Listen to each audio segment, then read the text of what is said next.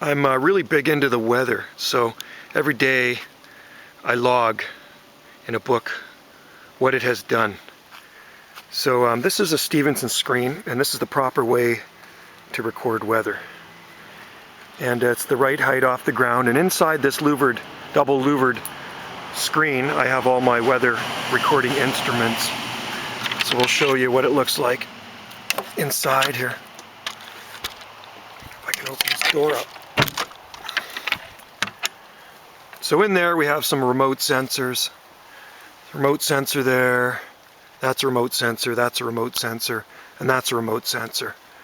And there's a hydrometer in there, barometer, those are minimum max thermometers, glass minimum max thermometers. So, and the proper way to take high temperatures in the summertime is actually in the shade, believe it or not. So if you have your thermometer in the sun, that's giving you a false reading. So this is precise measurements this thing records. So there's no guessing. And these remote sensors send the signal back to units I have in the house. I do have another weather station and several remote sensors around my property, so that this is just my main sort of, station where I'm really interested in the temperatures around my upper tropical garden here. So, but there you have it. That's a Stevenson screen, and that's what Environment Canada uses, the same type of screen when they're recording weather, temperatures, and all that other stuff. So keep it locked so the kids don't screw around with it.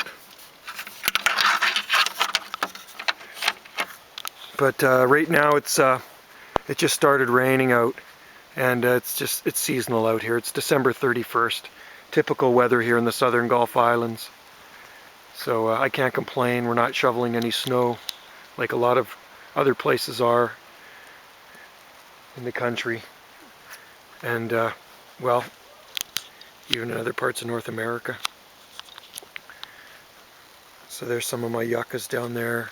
You can see some of the palms, eucalyptus trees hanging over the driveway, arbutus trees. Yeah, it's a nice New Year's Eve day, actually afternoon, here on Salt Spring Island. And so far for the year we've had 35.5 inches of rain. So about normal. Last year we had 30 inches of rain. That's including snowfall and everything. So, but yeah, typically our winters are pretty wet.